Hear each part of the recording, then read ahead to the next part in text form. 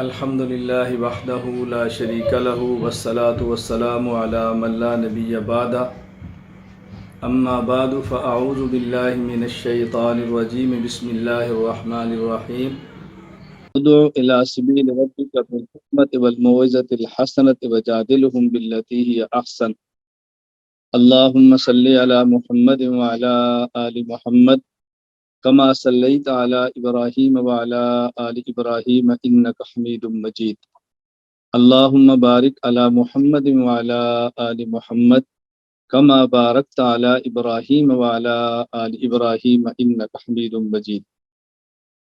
گزشتہ سبق میں نے عرض کیا تھا مناظرہ کے حوالے سے مناظر کو 10 باتوں کا جاننا اور سمجھنا ضروری ہے۔ نمبر 1 تعریف علم مناظرہ، نمبر 2 موضوع علم مناظرہ، نمبر 3 غرض علم مناظرہ، نمبر 4 مناظرہ، نمبر 5 طریقہ مناظرہ، نمبر 6 ثبوت مناظرہ، 7 حکم مناظرہ، نمبر 8 آداب مناظرہ، نمبر 9 متعلقات مناظرہ، نمبر 10 اہمیت و حیثیت مناظرہ۔ یہ 10 باتیں جاننا اور سمجھنا ضروری ہے۔ ان میں سے تعریف علم مناظرہ، موضوع علم مناظرہ، غرض علم مناظرہ، مناظرہ، طریقہ مناظرہ، ان 5 چیزوں پر گزشتہ سبق میں بات ہو چکی ہے۔ آج گفتگو ہوگی نمبر 6 ثبوت مناظرہ۔ مناظرہ کا ثبوت کہاں سے ہے؟ قرآن کریم سے ہے، احادیث مبارکہ سے ہے، اسلاف سے ہے، ہمارے اکابرین سے ہے۔ تو یہ جاننا ضروری ہے، پھر اس کو سمجھنا بھی ضروری ہے کہ مناظرہ کا ثبوت کہاں سے۔ تو آج کی نشست میں سب سے پہلے آپ اس پر دلائل ملاحظہ فرمائیں۔ دلیل نمبر 1 قرآن کریم سورۃ البقرہ آیت نمبر 258۔ اعوذ باللہ من الشیطان الرجیم الم تر الی الذی حاج ابراہیم فی ربہ ان آتاہ اللہ الملک اذ قال ابراہیم ربی الذی یحیی ویمیت قال انا احیی وامیت قال ابراہیم فإن اللہ یأتی بالشمس من المشرق فأت بها من المغرب فبہت الذی کفر واللہ لا یہدی القوم الظالمین۔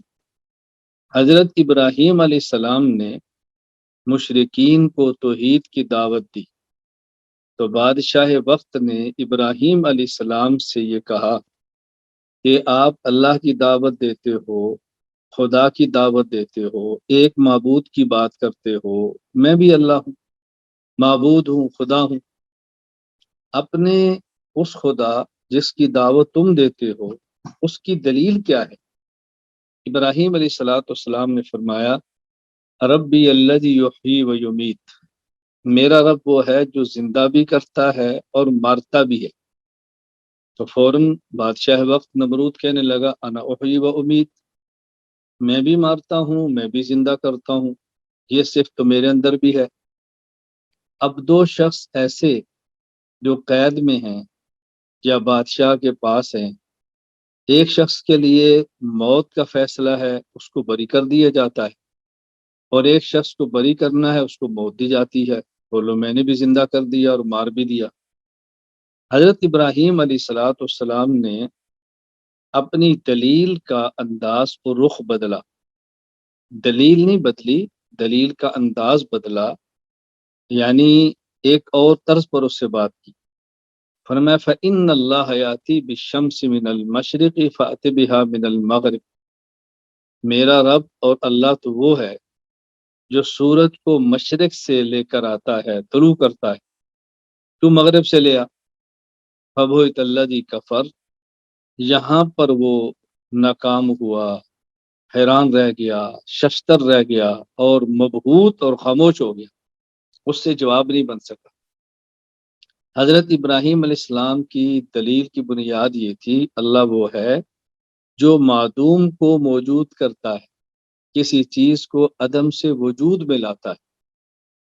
تو اس کو سمجھایا کہ ربی الذی یحیی و یمیت، ایک انسان موجود نہیں ہوتا، اللہ تعالیٰ اس کو وجود دے دیتے ہیں، اور ایک موجود ہوتا ہے، اللہ اس کو موت دے کر ختم کر دیتے ہیں، موت دے کر دنیا سے اس کو لے جاتے ہیں۔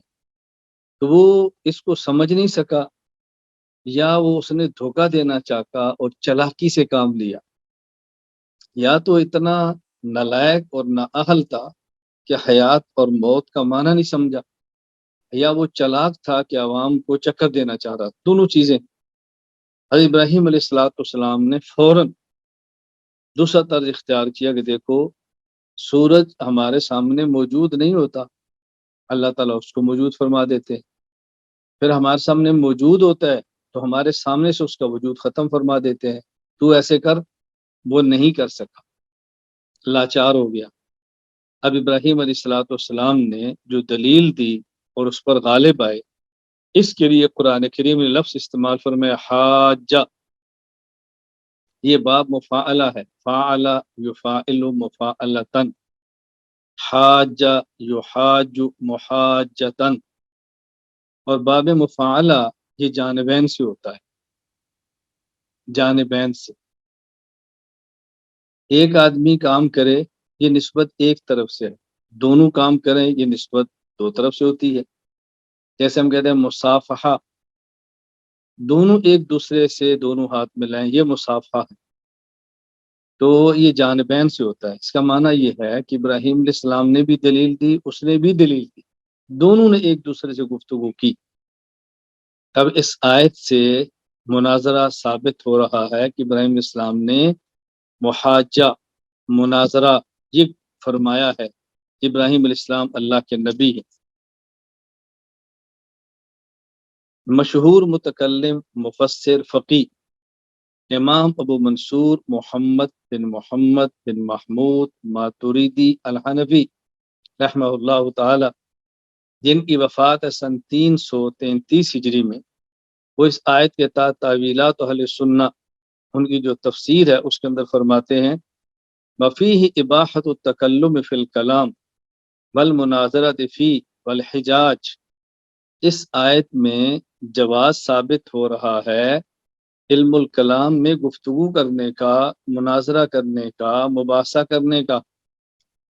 حاج ابراہیم فی ربی ورد علی من یمنع التکلم فی، اور وہ لوگ جو مناظرہ کرنے سے منع کرتے ہیں ان کا اس آیت میں رد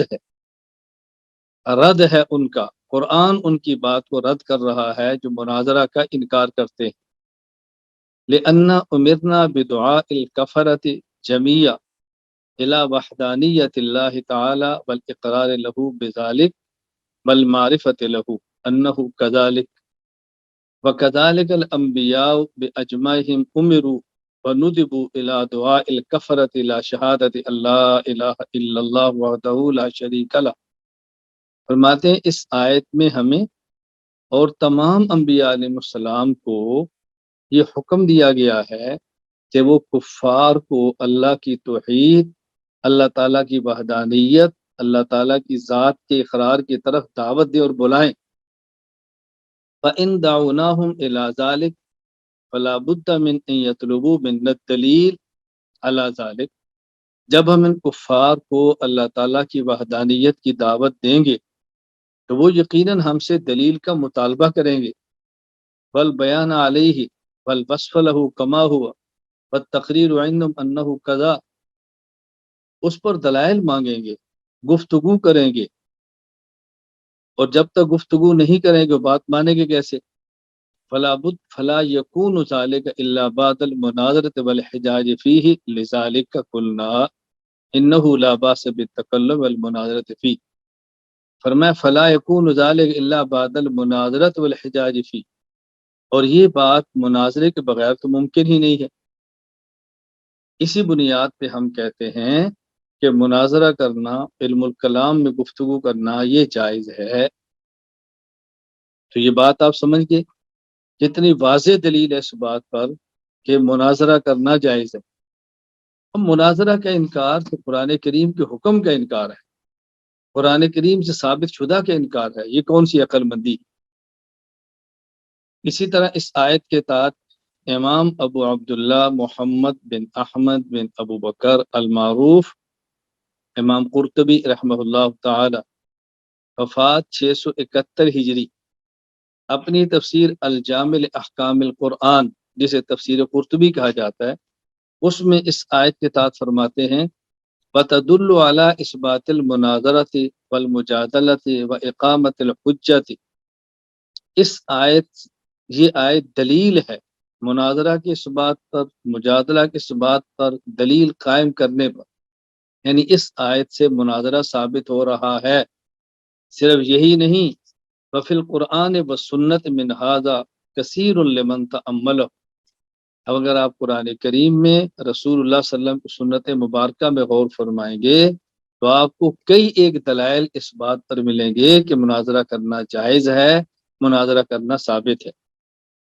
اسی طرح علامہ ابو البرکات حافظ الدین عبداللہ بن احمد بن محمود النصفی رحمہ اللہ تعالی وفات 710 ہجری اسی آیت کے تحت اپنی تفسیر مدارک التنزیل و حقائق التعبیر جو تفسیر مدارک کے نام سے معروف ہے اس میں فرماتے ہیں والآیت تدل علی اباحۃ التکلم فی علم الکلام والمناظرۃ فی، اس آیت میں علم الکلام میں گفتگو کرنے کا جواز ثابت ہو رہا ہے۔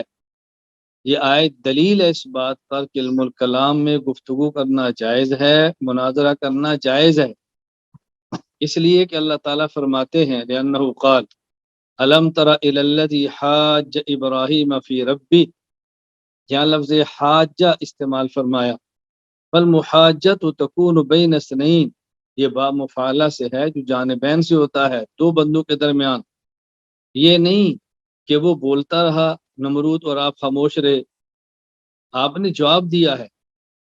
فدل علی ان ابراہیم حاجہ ایضا، اس آیت سے ثابت ہوا کہ جس طرح نمرود نے گفتگو کی ہے ابراہیم علیہ السلام نے بھی دلیل سے اس کا مقابلہ فرمایا۔ فلو لم یکن مباحا لما باشرہ ابراہیم علیہ السلام، اگر مناظرہ کرنا جائز نہ ہوتا ابراہیم علیہ السلام اس سے مناظرہ نہ فرماتے، کیوں؟ لکون الانبیاء علیہم السلام معصومین عن ارتکاب الحرام، اس لیے کہ انبیاء معصوم ہیں، وہ حرام کام کبھی نہیں فرماتے۔ تو حضرت نے کتنی وضاحت فرمائی ہے، اگر مناظرہ کرنا ناجائز ہوتا ابراہیم علیہ السلام نہ فرماتے، کیونکہ ابراہیم نبی ہیں اور نبی معصوم ہے، وہ حرام اور ناجائز کام کبھی نہیں فرماتے۔ دوسری بات فرمائی وَلِأَنَّا أُمِرْنَا بِدُعَاءِ الْكَفَرَةِ إِلَى الْإِيمَانِ بِاللَّهِ وَتَوْحِيدِ وَإِذَا دَعَوْنَاهُمْ إِلَى ذَلِكَ لَا بُدَّ أَن يَطْلُبُوا مِنَ الدَّلِيلِ عَلَى ذَلِكَ، جب ہمیں حکم دیا گیا ہے ہم کفار کو اللہ تعالیٰ کی ذات اور توحید پر ایمان لانے کی دعوت دیں، جب ہم ان کو دعوت دیں گے تو یقیناً ہم سے دلیل کا مطالبہ کریں گے۔ فَذَا لَا يَكُونُ إِلَّا بَعْدَ الْمُنَاظَرَةِ كَذَا فِي شَرْحِ التَّأْوِيلَاتِ، اور وہ مناظرہ کے بغیر ممکن ہی نہیں، وہ مناظرہ کے بغیر ممکن ہی نہیں ہے، تو مناظرہ کریں گے تو ان کو دلیل دیں گے، وگرنہ کفار کو دلیل کیسے دیں گے۔ اسی طرح اس آیت کے تحت شیخ التفسیر حضرت مولانا محمد ادریس کاندلوی رحمہ اللہ تعالی جن کی وفات سن 1394 ہجری، وہ اس آیت کے تحت اپنی تفسیر معرف القرآن میں لکھتے ہیں ان آیات میں ابراہیم علیہ السلام کا نمرود بن کنعان سے مناظرہ اور مکالمہ بیان کرتے ہیں۔ تو میں نے آپ کی خدمت میں دلیل نمبر 1 پیش کی ہے، اور اس کے تحت 4 اہل السنت والجماعت کے ہاں جو معتمد اور باعتماد مفسرین کرام ہیں ان کے حوالہ جات پیش کیے، تاکہ آپ کا ذہن یہ نہ بنے کہ ہماری شخصی رائے ہے، یہ اچھی طرح بات ذہن نشین فرما دیں۔ یہاں ایک بات بطور فائدہ کے ذہن نشین فرمائیں کہ معرف القرآن کے نام کی ایک تفسیر وہ ہے جو حضرت مولانا مفتی محمد شفیع رحمہ اللہ تعالی مفتی دارالعلوم دیوبند اور تقسیم ہند کے بعد مفتی اعظم پاکستان ان کی ہے، وہ الگ ہے، اور ایک یہ تفسیر مالف القرآن مولانا محمد ادریس کاندلوی رحمہ اللہ کی یہ الگ ہے۔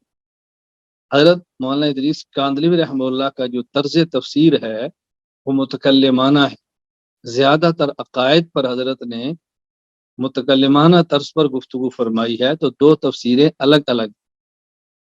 اور دوسری بات میں یہاں بطور علمی لطیفہ کی عرض کرتا ہوں، ہمارے ایک استاذ تھے مولانا محمد عالم خان رحمہ اللہ تعالی، جن سے میں نے علم الصیغہ پڑھا ہے، تو استاد جی فرمایا کرتے تھے کہ حضرت ابراہیم علیہ السلام نے جو دلیل بیان فرمائی ہے اس کو توجہ سے سمجھو اور آج کے مشرک کے سامنے اس دلیل کو پیش کرو۔ ایک شخص کی شادی ہوتی ہے، 10 سال تک اس کے یہاں بچہ پیدا نہیں ہوتا، دعائیں بھی مانگتا ہے، منتیں مانگتا ہے، اللہ کے حضور روتا بھی ہے، نہیں ہوتا۔ وہ کہیں کسی خبر کسی جاہل بدعتی پیر کے ہتھے چڑھتا ہے، اور اللہ تعالیٰ نے 10 سال بعد مقدر لکھا ہوتا ہے، وہ 10 سال بعد اس کا بچہ پیدا ہوتا ہے، تو اس کا ذہن بنتا ہے میں تو اللہ تعالیٰ سے مانگتا رہا ہوں تو نہیں ہوا، مجھے تو فلاں پیر نے دیا ہے، تو پھر وہ نام اللہ دیتا کی بجائے پیرا دیتا رکھتا ہے، پیرا دیتا، پیر بخش۔ تو حضرت رحمۃ اللہ علیہ استاد جی بہت عجیب بات فرماتے اس کو حضرت ابراہیم علیہ السلام کی اس دلیل سے قائل کرو۔ ابراہیم علیہ السلام نے نمرود کو فرمایا ان اللہ حیاتی بالشمس من المشرق فاتی بہا من المغرب، میرا اللہ تو سورج کو مشرق سے لاتا ہے، اگر تیرا دعویٰ ہے کہ تو اللہ ہے تو مشرق سے نہیں مغرب سے لا۔ اگر یہ فرماتے ہیں کہ روزانہ میرا اللہ مشرق سے لاتا ہے تو کل تو لا۔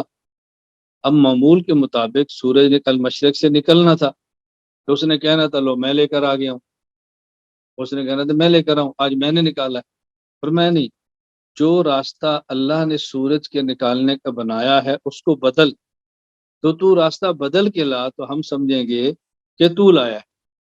تو استاد جی فرماتے اس مشرک کو یہ کہو ایک راستہ اولاد کے پیدا کرنے کا اللہ تعالیٰ نے بنایا ہے، اور یہ جو کہتا ہے پیرا دیتا یا پیر دیتا ہے، قبر والا دیتا ہے، اسے کہو کہ اپنے پیر سے کہو کہ وہ راستہ بدل کے لائے۔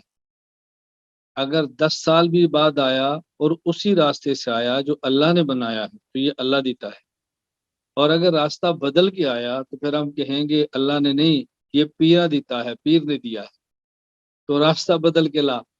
تو استاد جی فرماتے جس طرح ابراہیم علیہ السلام نے نمرود کو دلیل سے پکڑا تھا، اسی طرح تم گفتگو کر کے آج کے مشرک سے پکڑو، وہ جی راستہ وہی ہو جو اللہ نے بنایا تو اللہ دیتا، اور راستہ بدل کے آئے تو پھر پیرا دیتا، راستہ بدل کے لاؤ۔ پھر دیکھو یہ مشرک کیا جواب دیتا۔ ثبوت مناظرہ پر دلیل نمبر 2، اعوذ باللہ من الشیطان الرجیم، ثمانیۃ ازواج من الضأن اثنین ومن المعز اثنین قل آذکرین حرم ام الانثیین ام اشتملت علیہ ارحام الانثیین نبئونی بعلم ان کنتم صادقین ومن الابل اثنین ومن البقر اثنین قل آذکرین حرم ام الانثیین ام اشتملت علیہ ارحام الانثیین۔ جانور اور مویشی اللہ تعالیٰ نے ان کے 8 جوڑے پیدا فرمائے، 2 نر اور 2 مادہ، ایک بھیڑ اور مینڈا، ایک بکری اور ایک بکرا۔ تو آپ ان سے پوچھو کیا اللہ تعالیٰ نے یہ دونوں نر حرام کیے ہیں یا دونوں مادہ حرام کیے ہیں، یا ہر اس بچے کو جو ان دونوں نسلوں کی مادہ کے پیٹ میں موجود ہے اسے حرام کیا ہے۔ اسی طرح اونٹ اور اونٹنی، گائے اور بیل، تو اللہ تعالیٰ نے اونٹ اور بیل حرام کیا ہے یا گائے اور اونٹنی حرام کی ہے، یا وہ بچہ جو اونٹنی اور گائے کے پیٹ میں اس کو حرام کیا ہے؟ بتاؤ کس چیز کو اللہ نے حرام کیا، ذرا وضاحت کرو۔ اب یہاں دیکھو نبی کریم صلی اللہ علیہ وسلم کو حکم ہو رہا ہے کہ آپ مشرکین سے دلیل کا مطالبہ کرو، آپ مشرکین سے دلیل کا مطالبہ کرو، مشرکین سے کہو، دلیل مانگو ان سے۔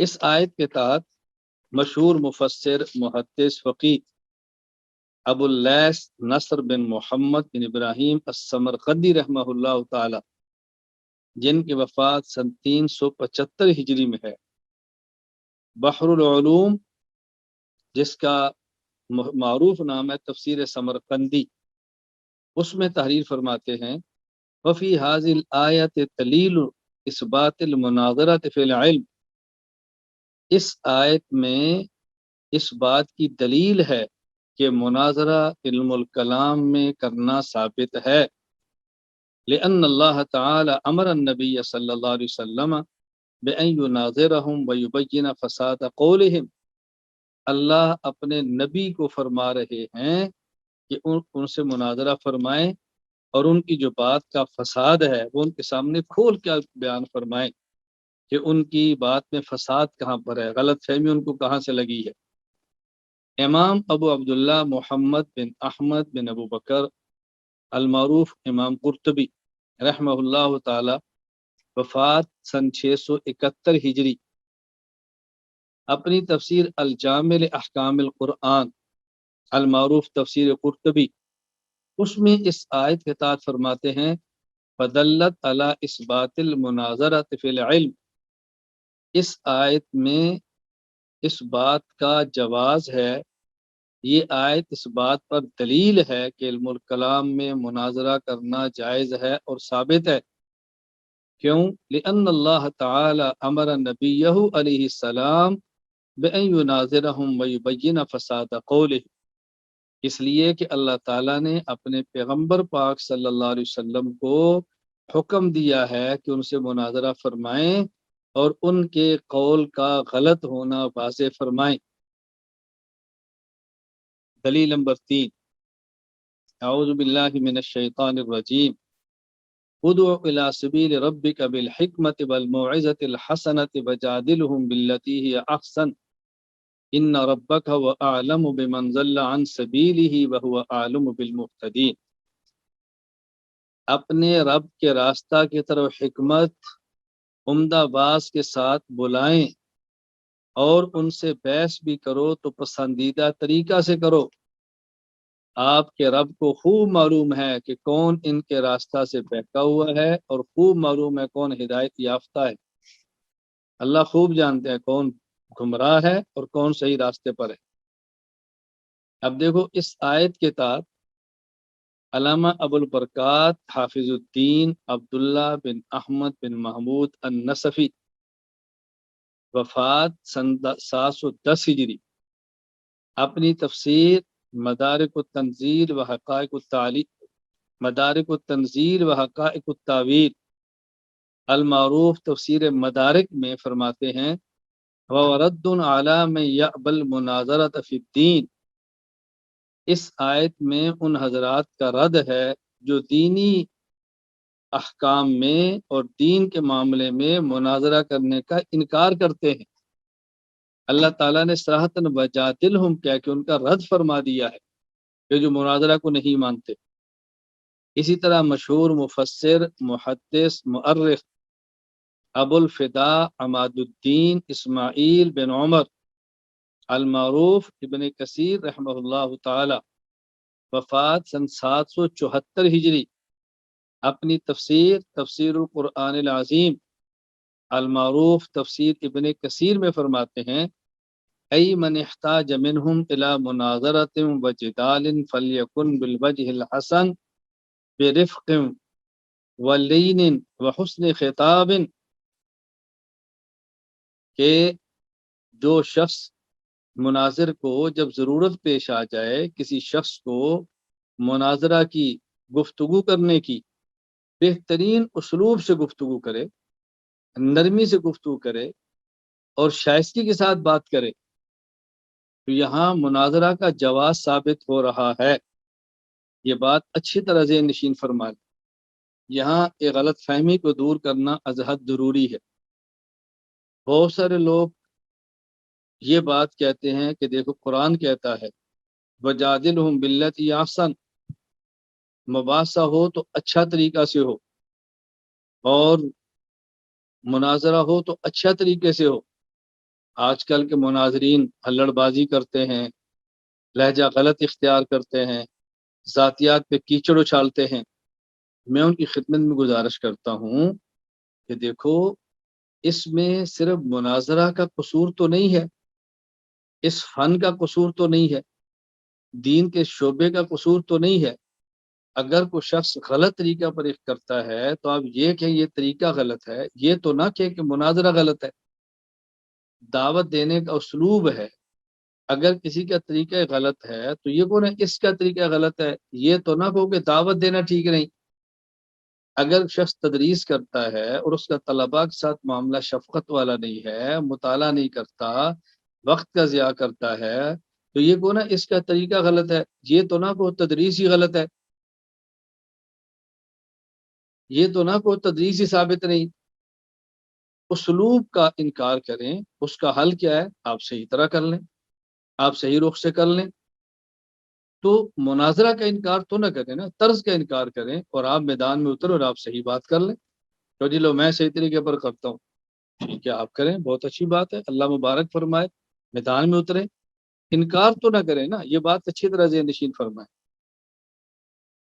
اسی طرح اس آیت کے تحت حاشیہ جلالین میں ہے، المجادلۃ ہی المنازعۃ لا لاظہار الثواب بل الزام الخصم کما فی الرشیدیہ لیکن المراد ہا ہن المناظرہ۔ دیکھو قرآن کریم میں ہے، ادعو الی سبیل ربک بالحکمت والموعظۃ الحسنۃ وجادلہم باللتی احسن۔ فرمایا قرآن کریم نے لفظ جادل فرمایا، یہ باب فعلہ المجادلہ سے ہے۔ فرمایا مجادلہ کا اصل معنی تو ہوتا ہے منازعت کرنا، فضول گفتگو کرنا، فضول، اس میں حق بات کو ثابت کرنا مقصود نہیں ہوتا، بس خصم کے اوپر ایک چڑھائی کرنا ہوتی ہے، اور کچھ بھی نہیں۔ اصل تو معنی یہ ہے، لیکن یہاں پر جادل سے مراد یہ نہیں ہے، بلکہ یہاں جادل سے مراد ہے مناظرہ، لیکن المراد ہا ہن المناظرہ۔ اب دیکھو نا، قرآن کریم نے جو جادل کا لفظ استعمال کیا تو یہاں جادل کا معنی ناظرہم، لیکن المراد ہا ہن المناظرہ والجدل الاحسن۔ اور یہ جو جدل احسن، احسن طریقے سے مناظرہ کیا ہے؟ ان یکون دلیلا مرکبا من مقدمات مسلمت فی المشہور عند الجمہور۔ مشہور قول کے مطابق ایسے مقدمات سے آپ کی دلیل مرکب ہونی چاہیے جو جمہور علماء کے ہاں مسلم ہے، یعنی آپ کی شخصی رائے نہ ہو، اکابرین امت اس کو تسلیم کرتے ہو۔ ومقدمات مسلمت عند ذلك القائل هكذا فی الکبیر، یا فریق مخالف کے ہاں ثابت شدہ ہو۔ یعنی جدل احسن یہ ہے کہ آپ جب دلیل پیش کریں تو ایسی دلیل پیش کریں کہ جو فریقین کے ہاں مسلم، اور یا ایسی دلیل پیش کریں، جمہور کا معنی اکابرین امت کیا مسلم، اسلاف کیا مسلم ہو۔ اگر خاص وہ شخص نہیں مانتا تو اس کا قصور ہے نا، اکثر علماء اس کو تسلیم کر رہے ہیں اور وہ اکیلا ڈٹا ہوا ہے، وہ اکیلا ڈٹا ہوا ہے، مرغے کی ایک ٹانگ، وہ اکیلا مرغے کی ایک ٹانگ پہ ڈٹا ہوا ہے، اس کا کیا کریں؟ ہاں، یا ضرورت محسوس کریں تو گفتگو کریں ایک ایسی دلیل سے کہ جس دلیل کے جو مقدمات ہیں وہ آپ کا فریق مخالف بھی مانتا ہو۔ بھائی جو بات آپ مان رہے تھے میں نے وہ پیش کی ہے، آپ کہتے ہیں فلاں کتاب میں ہو، میں نے وہ پیش کر دی ہے، اب کیا اشکال ہے؟ آپ نے کہا تھا قرآن سے ہو، میں نے قرآن سے پیش کر دی ہے، اب کیا اشکال ہے؟ بہرحال جدل احسن یہ ہے کہ آدمی ایسی دلیل پیش کرے جو ایسے مقدمات سے بنتی ہو کہ جو جمہور علماء کے ہاں مسلم ہوں، ثابت شدہ ہوں۔ یا بعض حضرات کی رائے یہ ہے کہ ایسی دلیل ہو کہ جس کے مقدمات آپ کا فریق مخالف بھی مانتا ہو۔ مثلا آپ ایسا قول پیش کریں جس کو فریق مخالف بھی بڑا مانتا ہے، اس کی بات کو پیش کرتا ہے تو آپ اس کا قول پیش کر دیں، کوئی حرج نہیں۔ میں سمجھانے کے لیے ایک مثال پیش کرتا ہوں۔ مثال کے طور پہ غیر مقلدین سے آپ کی گفتگو ہوتی ہے، جب غیر مقلد معاشرے کے اندر ایک بات کریں گے کہ دیکھو جی حرم کا امام ہے، ورف الیدین کرتا ہے تو آپ کیوں نہیں کرتے، یہ عوام سے کہیں گے۔ اچھا آپ ان کو فوراً کہیں کہ حرم کا امام تمام مسائل میں بنیاد ہے، آپ اس کو مانتے ہیں؟ اگر آپ مانتے ہیں تو پھر ہم سے بات کریں کہ ہم بتا دیں حرم کے امام کیا کرتا ہے اور آپ کیا نہیں کرتے۔ حرم کے امام نے کبھی بھی ننگے سر نماز نہیں پڑھی، آپ کہہ دو کہ ننگے سر نماز نہیں پڑھنی چاہیے، پھر فوراً کہیں گے کہ ہم کو اس کے مقتدی ہیں، ہم کو اس کے مقلد ہیں۔ آپ کو جی حرم کا امام تو سلاف امت میں حضرت ابو حنیفہ، مالک، شافعی، احمد کو کہتا ہے، کیا آپ اسی طرح کہتے ہیں کہ ہم ان کے مقلد ہیں؟ حرم کا امام اگر امام احمد بن حنبل کی تقلید کرتا ہو تو پھر جی ہم اس کے مقلد ہیں، کو بھی پھر آپ حرم کے امام کو بطور دلیل کے پیش کیوں کرتے ہیں؟ یا تو اس کی ساری باتیں مانو یا پھر ان کو پیش ہی نہ کرو۔ میں گفتگو اس لیے کر رہا ہوں کہ جب فریق سے گفتگو ہو تو دیکھیں اس کے ہاں بنیاد کیا ہے، آپ اس کی بنیاد کو توڑو اور اس کی بنیاد پہ بات کر لو۔ خیر یہ میں نے عرض کیا کہ جدل احسن کیا ہے، بعض کی رائے یہ ہے، مشہور قول یہ ہے کہ دلیل ان مقدمات سے بنی ہو جمہور علماء کیا مسلم اور یا کم از کم فریق مخالف کیا مسلم، تو اس کا نام ہے جدل احسن۔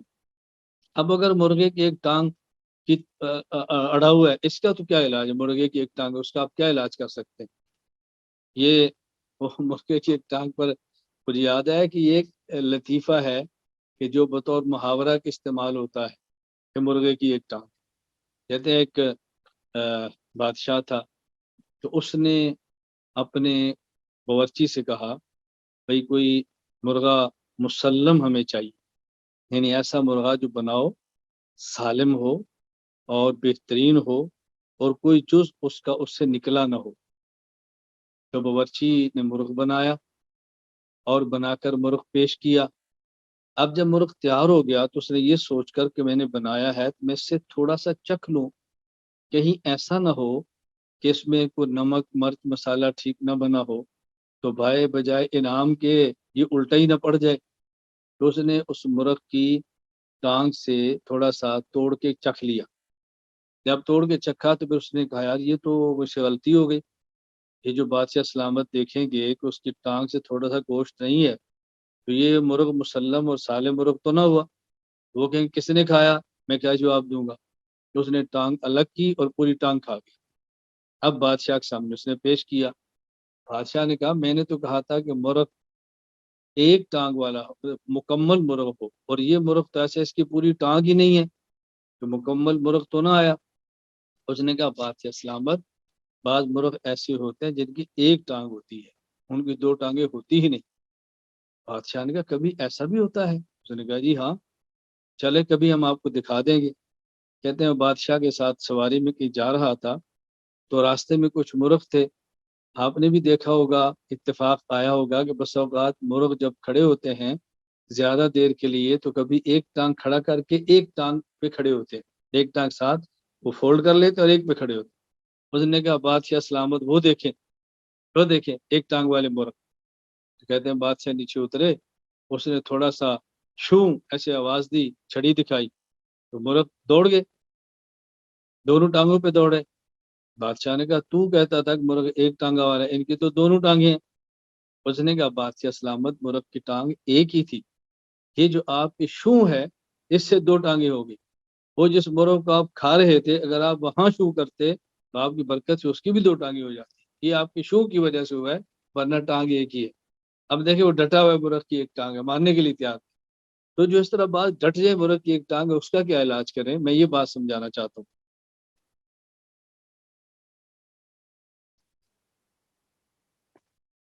یہاں یہ بات اچھی طرح سمجھ لیں کہ یہ جو والجدل الاحسن ان یکون دلیل مرکب میں مقدمات مسلمت فی المشہور پر بات ہوئی ہے۔ مزید انشاءاللہ اس پر آگے بات ہوگی جا کر۔ یہاں ایک اصول یاد رکھ لیں کہ جب فریقین کے درمیان گفتگو ہو تو ہر فریق بطور دلیل صرف اس منسوب علیہ شخصیت کی عبارات کو پیش کرنے کا پابند ہوگا جن کی طرف یہ اپنی نسبت کرتا ہے۔ کیا مطلب؟ یعنی اگر فریقین کے درمیان گفتگو ہو اور فریقین ایسے ہوں جو ایک ہی نسبت رکھنے والے ہوں، تو پھر ان سے بات طے کروا لیں کہ اب بطور دلیل کے اسی شخصیت کو پیش کریں گے جس کی طرح ہماری نسبت ہے۔ مثلا دو شخص ہیں، وہ دونوں خود کو دیوبندی کہتے ہیں، اب کسی مسئلے پر ان کا اختلاف ہو جاتا ہے، ایک کہتا ہے میری دلیل یہ ہے، ایک کہتا ہے میری دلیل یہ ہے۔ اسے کہا جائے بھئی یہ بتاؤ کہ آپ خود کو دیوبندی کیوں کہتے ہیں؟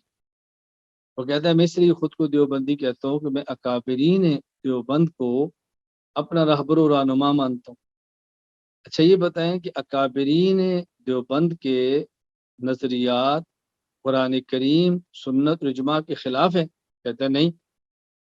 تو جب دونوں فریق اس بات پر متفق ہیں کہ ہم خود کو دیوبندی اس لیے کہتے ہیں کہ ہمارے اکابر کے عقائد و نظریات قرآن و سنت کے مطابق ہیں، تو اب اختلاف اس بات پر ہے کہ اکابرین کا عقیدہ کیا ہے۔ ایک کہتا ہے یہ ہے، دوسرا کہتا ہے یہ ہے۔ تو اب ان سے کہا جائے کہ تم اس عقیدے کے اس بات پر قرآن یا حدیث پاک نہ پیش کرو، بلکہ اکابرین دیوبند کی رائے پیش کرو کہ وہ کیا کہتے ہیں۔ یا تو بات کہہ دو کہ اکابرین کی رائے قرآن و سنت سے متصادم ہے، میں خود کو دیوبندی نہیں کہتا، ٹھیک ہے، براہ راست قرآن کو پیش کرو، حدیث پیش کرو، اجماع پیش کرو، قیاس پیش کرو، لیکن جب آپ ایک نسبت کو مانتے ہیں تو پھر اسی کا خیال کر کے آپ اس کو پیش کریں نا۔ میں ایک اور بات کہتا ہوں، جس طرح ہمارے یہاں دیوبندی اور بریلوی یہ دو قسمیں چل رہی، دیوبندی کہتے ہیں میں حنفی ہوں، بریلوی کہتے ہیں میں حنفی ہوں۔ تو جب یہ دونوں خود کو حنفی کہتے ہیں، اب اگر ان کا کسی مسئلے پر مناظرہ ہو تب ان کو چاہیے کہ اکابر احناف کا مفتہ بھی قول پیش کرے۔ بھائی احناف کا مفتہ بھی قول یہ ہے، مثلا بحث ہو جاتی ہے انگوٹھے چومنے پر، بحث ہو جاتی ہے دعا بعد الجنازہ پر، بحث ہو جاتی ہے 11ویں پر، تو بھی اب احناف کا جو مفتہ بھی قول ہے وہ پیش کرے۔ جب میں خود کو حنفی کہتا ہوں تو اس کا معنی ہے کہ احناف کے مفتہ بھی قول کو ادلہ شریعہ کے مطابق مانتا ہوں۔ جب دوسرا فریق خود کو حنفی کہتا ہے تو اس کا معنی وہ احناف کے مفتہ بھی قول کو ادلہ شریعہ کے مطابق مانتا ہے۔ اب ہم نے بحث یہ کرنی ہے کہ حناف کا اس مسئلے پر مفتہ بھی قول کیا ہے، بس۔ وہ کہتا ہے نہیں میری دلیل یہ آیت ہے، میں کہتا ہوں میری دلیل یہ آیت ہے، آپ کہہ دو میں حنفی نہیں ہوں۔ جب خود کو حنفی کہتے ہیں تو پھر احناف کے مفتہ بھی اقوال پیش کرو نا، آپ مزید ادلہ کیوں پیش کرتے ہیں؟ تو یہ بات میں نے آپ کی خدمت میں عرض کی ہے کہ اس کو اچھی طرح سمجھ لیں، مزید آگے اس پر پھر بات ہوگی۔ اس عبارت سے اصول معلوم ہوا کہ اگر ایک ہی نسبت رکھنے والے دو فریقوں کے درمیان مناظرہ ہو تو مناظرہ طے کرتے وقت یہ بات لکھوا لیں کہ ہر فریق بطور دلیل صرف اس منسوب علیہ شخصیت کی عبارات کو پیش کرنے کا پابند ہوگا جن کی طرف یہ اپنی نسبت کرتا ہے۔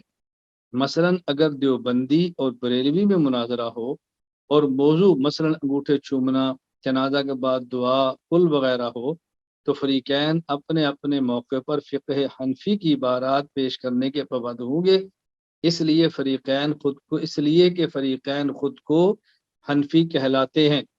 اگر دیوبند کی طرف نسبت کرنے والے دو فریقوں کے درمیان مثلا حیات النبی صلی اللہ علیہ وسلم، سماع الصلاۃ والسلام عند قبر النبی صلی اللہ علیہ وسلم، استشفاء عند قبر النبی صلی اللہ علیہ وسلم، عرض اعمال، مسئلہ توسل، سماع موتیٰ پر مناظرہ ہو تو فریقین متفق علیہ اکابر کی عبارات کو پیش کرنے کے پابند ہوں گے، اس لیے کہ دونوں خود کو دیوبندی کہلاتے ہیں۔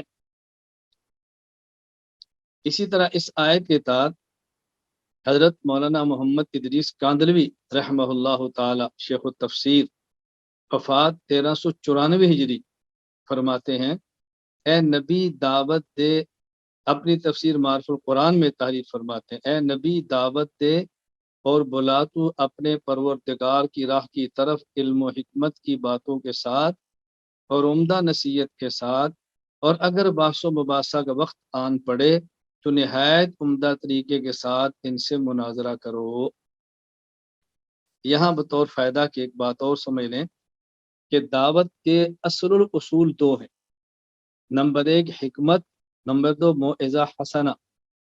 حکمت سے مراد دلائل قطعیہ اور موعظہ حسنہ سے مراد دلائل ظنیہ۔ باقی مجادلہ، مناظرہ، یہ دعوت کے اصولوں میں نہیں، یہ ایک ضدی اور معاند کے خلاف بطور آخری ہتھیار کے حجت قائم کرنے کے لیے۔ دعوت کے اصول یہ دو ہی، دلائل قطعیہ حکمت، دلائل ظنیہ موعظہ حسنہ، یہ طریقہ ہے۔ باقی جو ان دونوں کو اختیار نہ سمجھے، پھر آپ کے مقابلے میں دلیل پیش کرے تو پھر آپ نے دلیل لینی ہے، پھر وہ پیش کرے تو آپ نے اس کا توڑ پیدا کرنا ہے۔ تو یہ دعوت کی بنیاد نہیں، بلکہ ایک دعوت کے لیے مفید چیز ہے، دعوت کے راستے کی رکاوٹ کو ختم کرنے کے لیے۔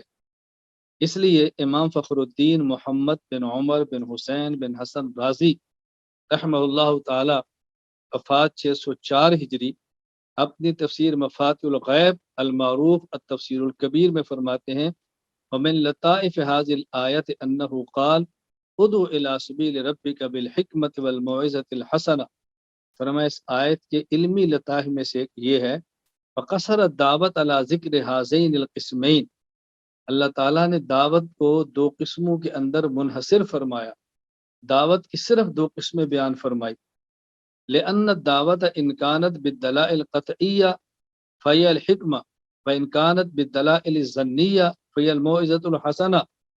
اگر دعوت دلائل قطعیہ سے ہے تو اس کا نام حکمت ہے، دلائل ظنیہ سے تو اس کا نام موعظہ حسنہ ہے۔ اما الجدل فلیس من باب الدعوت، یہ جدل اور مناظرہ یہ باب الدعوت میں سے نہیں ہے، بل المقصود منہ غرض آخر مغاجر للدعوہ وهو الالزام والافہام۔ اس سے مقصود ایک اور چیز ہے اور وہ ہے الزام اور افہام، یعنی مخالف کو خاموش کرا دینا، اس کے پاس کوئی چارہ نہ رہے ہماری بات کو مانے بغیر۔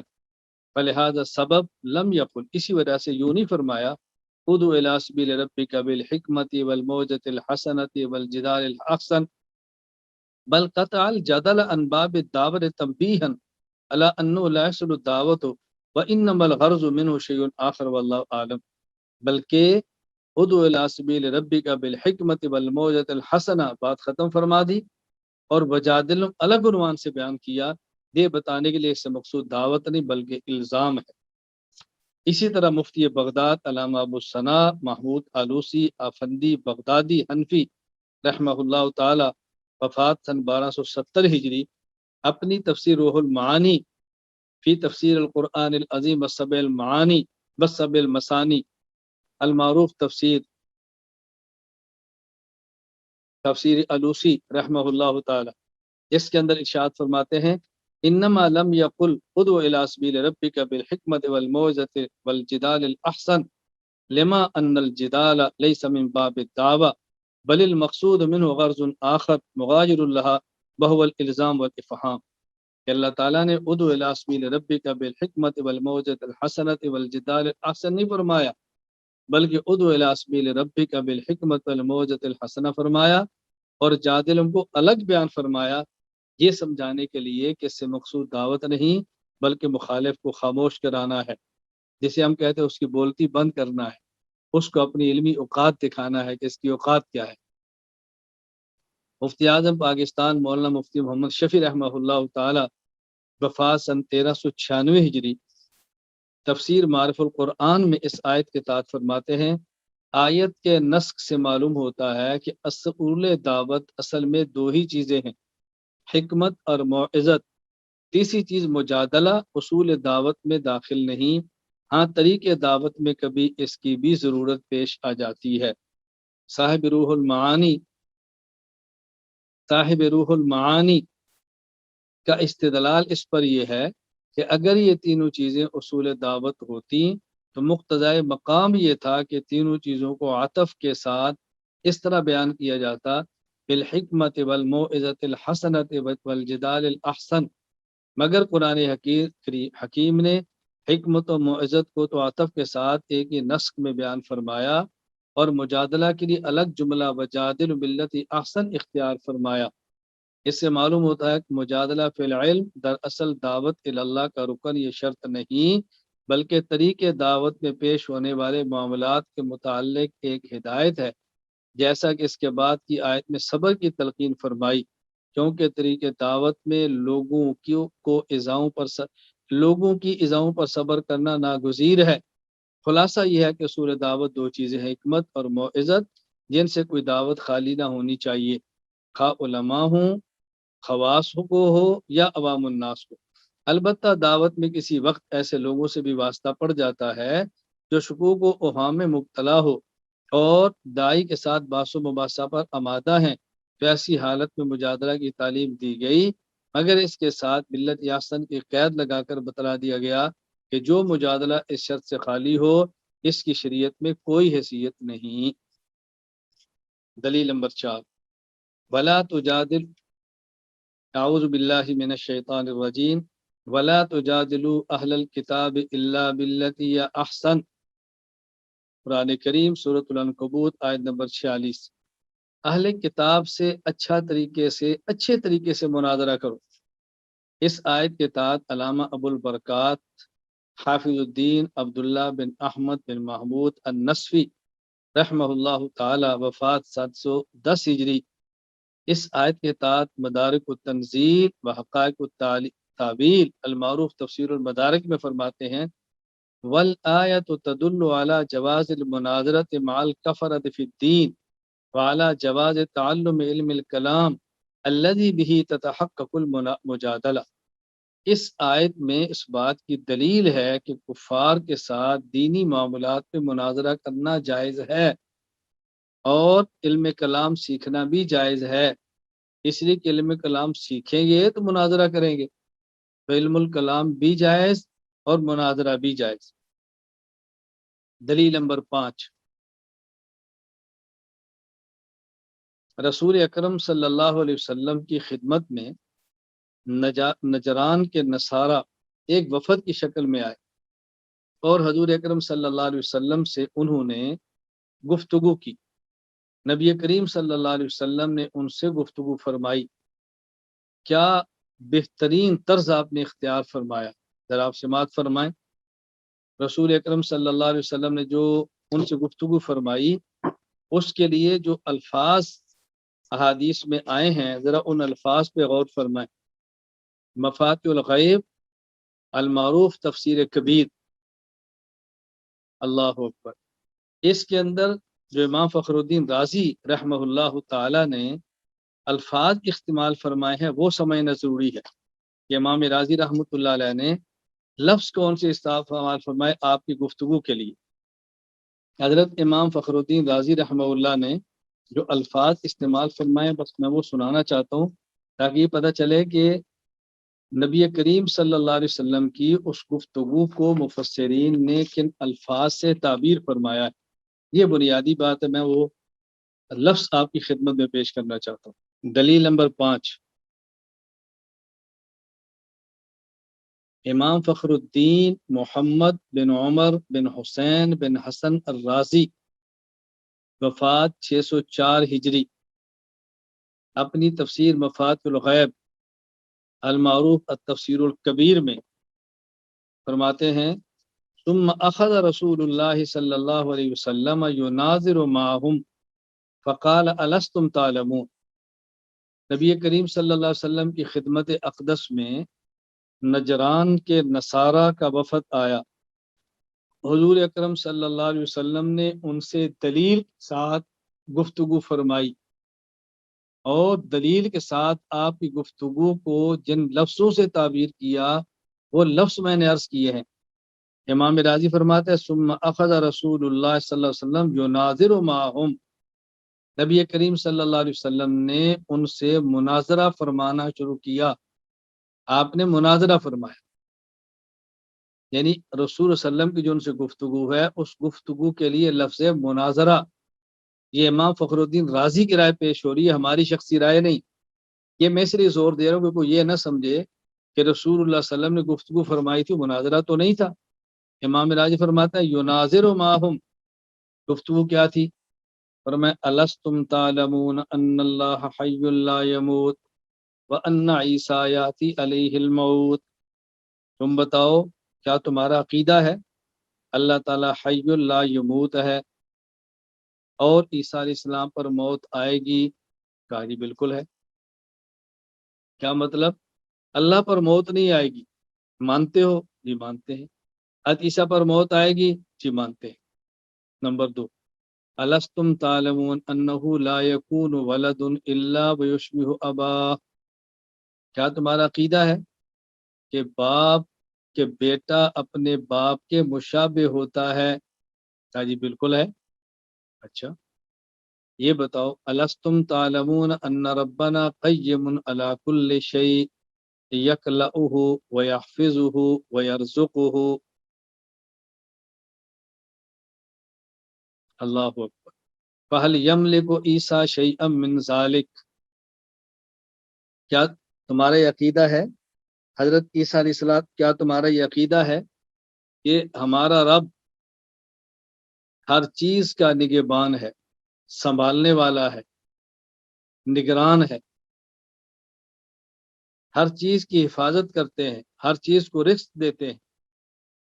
فہل یملک عیسیٰ شیئا من ذلک، کیا عیسیٰ علیہ السلام ان میں سے کسی چیز کے مالک ہیں، وہ نگران ہوں، سنبھالتے ہوں؟ نے کہا نہیں، لا، ہرگز نہیں۔ کیا فرمایا الستم تعلمون ان اللہ لا یخفی علیہ شیء فی الارض ولا فی السماء، کیا تمہارا عقیدہ ہے کہ اللہ تعالیٰ پر آسمان و زمین کی کوئی چیز بھی مخفی نہیں؟ قال یعلم عیسیٰ شیئا من ذلک الا ما علم، کیا عیسیٰ علیہ السلام کو جب تک نہ بتایا جائے ان کو بھی علم ہوتا ہے ان چیزوں کا؟ کہا جی نہیں، اتنا ہی ہوتا ہے جتنا دیا جائے علم؟ کہا جی بالکل۔ پھر پوچھا، اللہ اکبر، اب اللہ کے نبی فرما رہے فَإِنَّ رَبَّنَا صَوَّرَ عِيسَىٰ فِي الرَّحْمِ كَيْفَ شَاءَ، ہمارے رب نے عیسیٰ علیہ السلام کو اپنی ماں کے رحم میں جیسا چاہا بنایا۔ فَهَلْ تَعْلَمُونَ أَنَّ رَبَّنَا لَا يَأْكُلُ الطَّعَامَ وَلَا يَشْرَبُ الشَّرَابَ وَلَا يَحْدُثُ الْحَدَثَ، کیا تمہارا عقیدہ ہے کہ ہمارا رب نہ کھاتا ہے کھانا، نہ پیتا ہے پینا، نہ ہی ان کو تبھی کوئی تقاضا ہوتا ہے حاجت؟ وَتَعْلَمُونَ أَنَّ عِيسَىٰ حَمَلَتْهُ امْرَأَةٌ كَحَمْلِ الْمَرْأَةِ، کیا تمہارا عقیدہ ہے، جانتے ہو نا عیسیٰ علیہ السلام کی والدہ حاملہ ہوئی جیسے عورت حاملہ ہوتی ہے، یعنی اپنے پیٹ میں بچہ رکھا جس طرح عورت کے پیٹ میں بچہ رہتا ہے۔ فَوَضَعَتْهُ كَمَا تَضَعُ الْمَرْأَةُ، اور جنا جیسے عورت جنتی ہے۔ ثُمَّ كَانَ يَطْعَمُ الطَّعَامَ، پھر وہ کھانا بھی کھاتے، فَيَشْرَبُ الشَّرَابَ، پینے کی چیزیں بھی پیتے، وَيَحْدُثُ الْحَدَثَ، تبھی تقاضے بھی ہوتے۔ کہا جی بالکل۔ فقال صلی اللہ علیہ وسلم فَكَيْفَ يَكُونُ كَمَا زَعَمْتُمْ، اس کے باوجود بھی تم عیسیٰ علیہ السلام کو خدا کہتے ہو، کیسے ہو سکتا ہے؟ اب اس کا ان کے پاس کوئی جواب موجود نہیں تھا سوائے خاموشی کے، سوائے خاموشی کے کوئی جواب موجود نہیں تھا۔ حضرت امام راضی کیا فرماتے ہیں، وَعْلَمْ أَنَّ هَذِهِ الرِّوَایَةَ دَالَّةٌ عَلَىٰ أَنَّ الْمُنَاظَرَةَ فِي تَقْرِيرِ الدِّینِ وَإِزَالَةِ الشُّبُہَاتِ، اللہ اکبر، حرفۃ الانبیاء علیہم الصلاۃ والسلام، سبحان اللہ۔ وَعْلَمْ أَنَّ هَذِهِ الرِّوَایَةَ دَالَّةٌ عَلَىٰ أَنَّ الْمُنَاظَرَةَ فِي تَقْرِيرِ الدِّینِ وَإِزَالَةِ الشُّبُہَاتِ حرفۃ الانبیاء علیہم الصلاۃ والسلام، یقین کریں مجھے تو لطف آتا ہے، جی چاہتا ہے میں اس کو بار بار پڑھوں، بار بار پڑھوں۔ وَعْلَمْ أَنَّ هَذِهِ الرِّوَایَةَ دَالَّةٌ عَلَىٰ أَنَّ الْمُنَاظَرَةَ فِي تَقْرِيرِ الدِّینِ وَإِزَالَةِ الشُّبُہَاتِ حرفۃ الانبیاء علیہم الصلاۃ والسلام، فرمایا یقین کر لو یہ روایت اس بات کی واضح دلیل ہے، دینی عقائد کے اس بات کے لیے، شبہات کے جوابات دینے کے لیے مناظرہ کرنا حضرات انبیاء کرام علیہم السلام کا طریقہ ہے۔ اللہ اکبر، نہیں کر سکتے تو ہم اپنی نالائکی کا اعتراف کریں، مناظرہ کا رد نہ کریں۔ کہاں سے آ گیا مناظرہ؟ رد نہ کریں، انبیاء علیہ السلام کا طریقہ ہے۔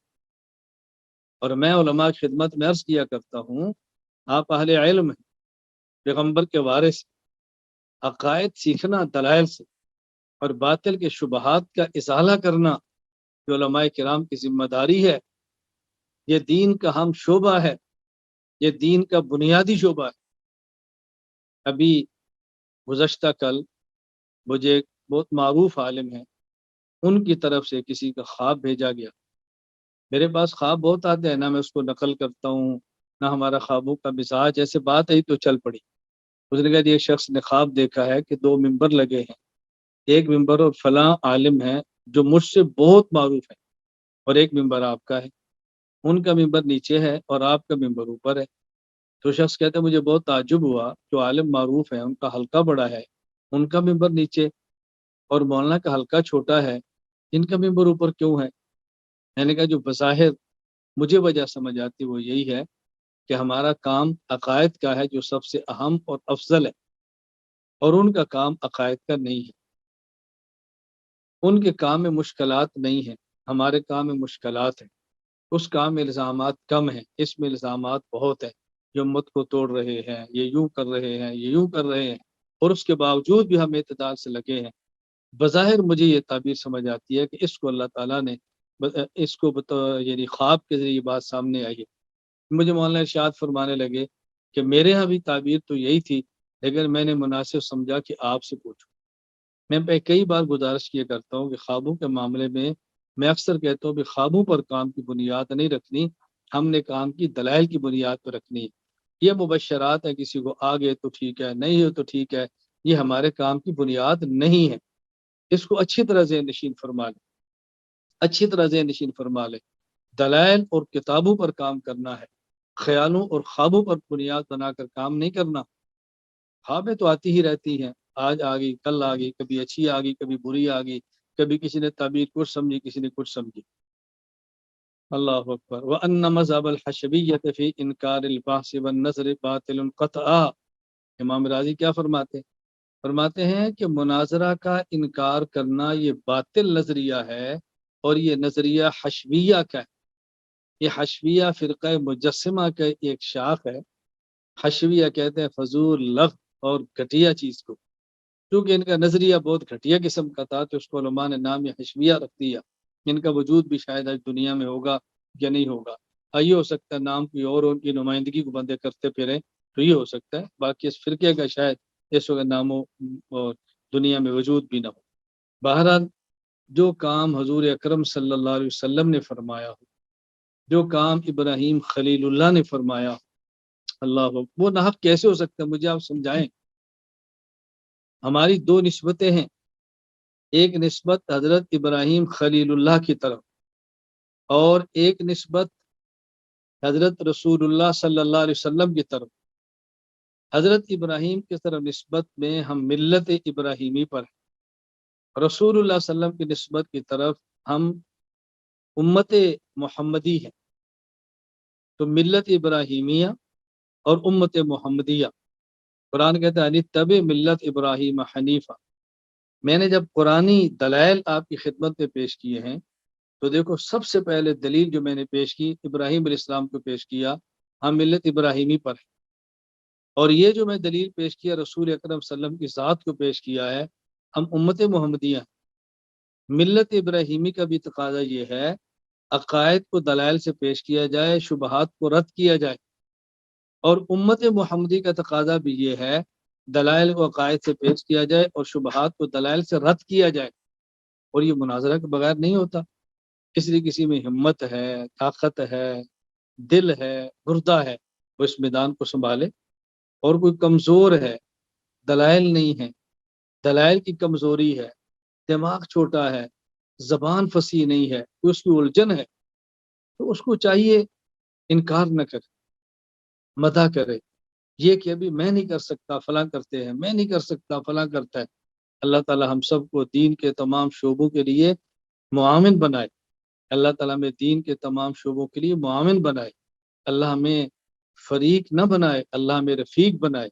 یہ باتیں اللہ تعالیٰ ہم سب کو سمجھنے کی توفیق عطا فرمائے کہ ہم نے اسی طرح آگے چلنا ہے، بات اچھی طرح ذہن نشین فرمائے، الجھن پیدا نہیں ہونی چاہیے۔ دلیل نمبر 6، عن جبیر بن مطعم قال تماروا في الغسل عند رسول الله صلى الله عليه وسلم فقال بعض القوم أما أنا فإني أغسل راسي كذا وكذا فقال رسول الله صلى الله عليه وسلم أما أنا فإني أفيض على رأسي 3 أكف. صحیح مسلم باب استحباب افاضت الماء على الراس وغیرہ 3.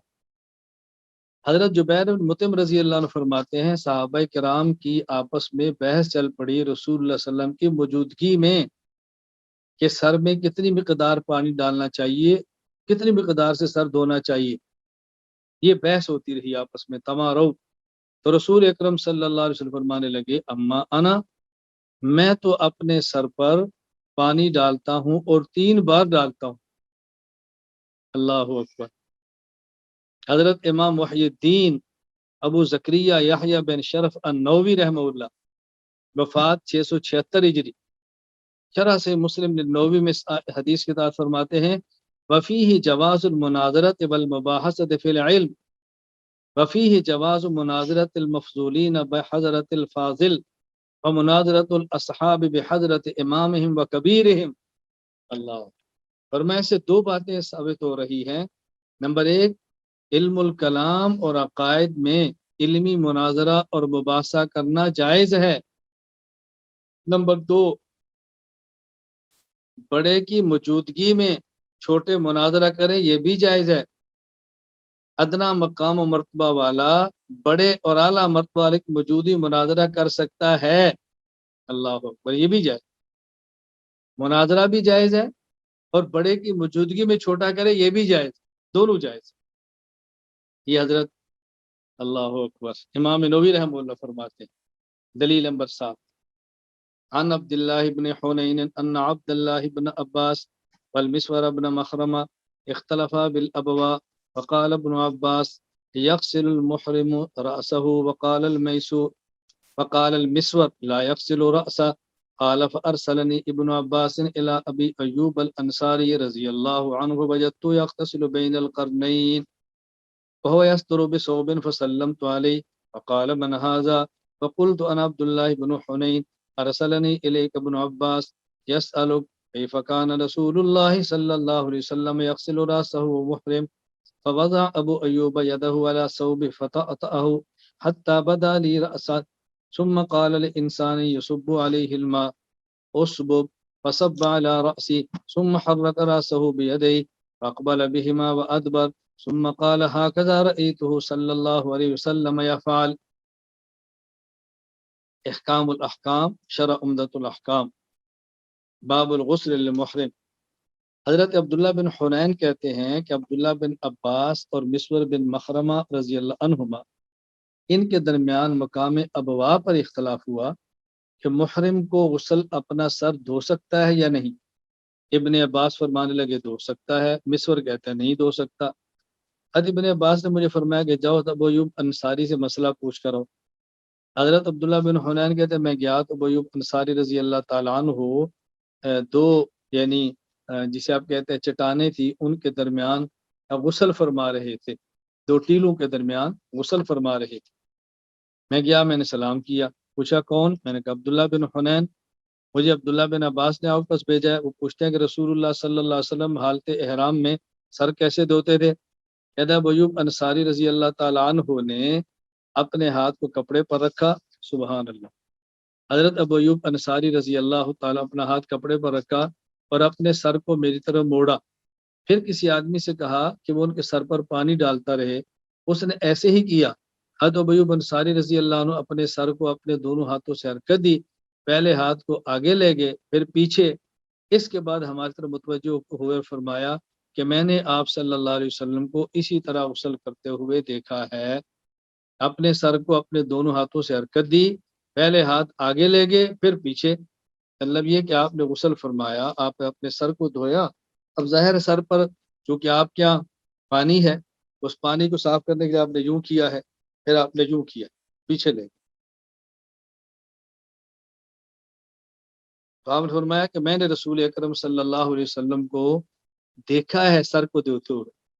اب یہاں دیکھو 2 صحابہ کے درمیان گفتگو ہو رہی ہے. دو صحابی اپنے آپس میں گفتگو فرما رہے ہیں۔ اب اس حدیث کے تحت علامہ تقی الدین ابو الفتح محمد بن علی بن وہب بن مطیع القشیری المعروف ابن دقیق العبد ابن دقیق العید، وفات سن 702 ہجری۔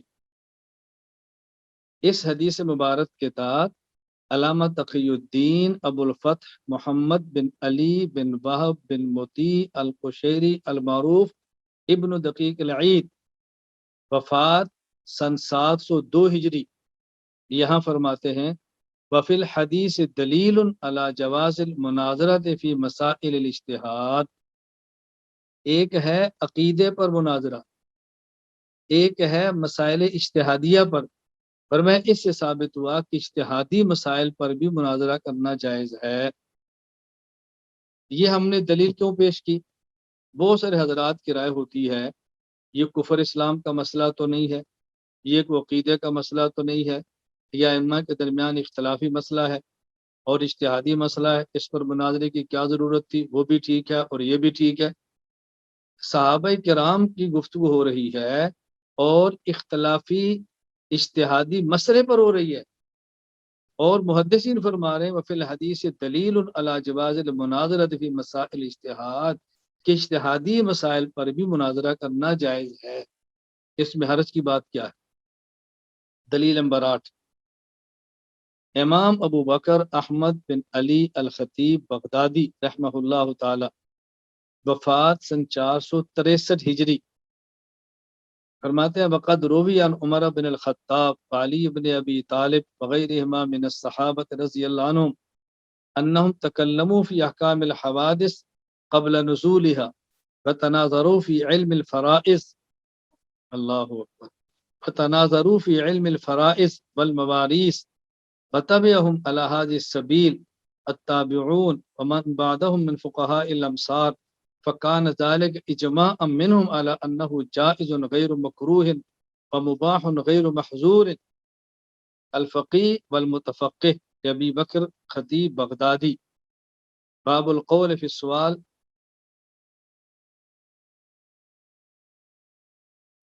اللہ اکبر، کتنی عجیب بات فرمائی ہے۔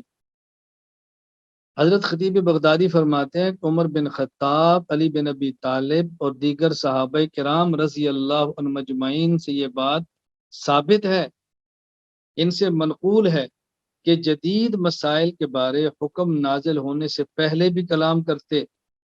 ان حضرات نے مسائل، میراث کے مسائل میں آپس میں مناظرے فرمائے۔ لفظ دیکھیں، وَتَنَاظَرُوا فِي عِلْمِ الْفَرَائِض، مناظرے فرمائے علم المراث میں۔ پھر حضرات تابعین نے فرمائے، پھر بعد کے فقہاء نے فرمائے، صحابہ کرام کے نقش قدم پر چلتے ہوئے صحابہ کرام نے، تابعین نے اور بعد کے فقہاء نے مناظرے فرمائے۔ کس میں؟ اللہ اکبر، میراث کے مسائل میں بھی، عام احکام النوازل میں بھی، اور اجتہادی مسائل میں بھی۔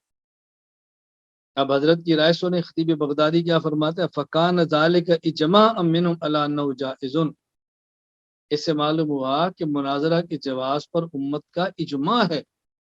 اب بھی اگر کوئی شخص اس کا انکار کرے اور تردید کرے، سوائے ضد کے، اس کو اور ہم کیا کہہ سکتے ہیں؟ ہمارا مقصد اس وقت کسی شخص، کسی فریق، کسی طبقہ کی تردید نہیں ہے، ہم اپنا موقع پیش کر رہے ہیں کہ مناظرہ کرنا جائز ہے۔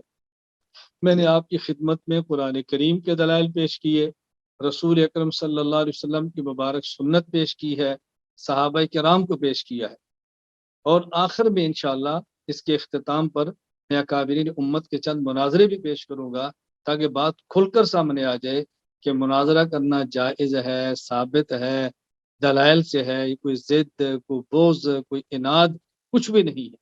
اللہ تعالی ہم سب کو دین پر مکمل اور کامل اللہ عمل کرنے کی توفیق عطا فرمائے۔ اللہ تعالی ہم سب سے راضی ہو جائے، اللہ ہمیں دین کی خدمت کے لیے قبول فرمائے، اس کو اچھی طرح ذہن نشین فرما لے۔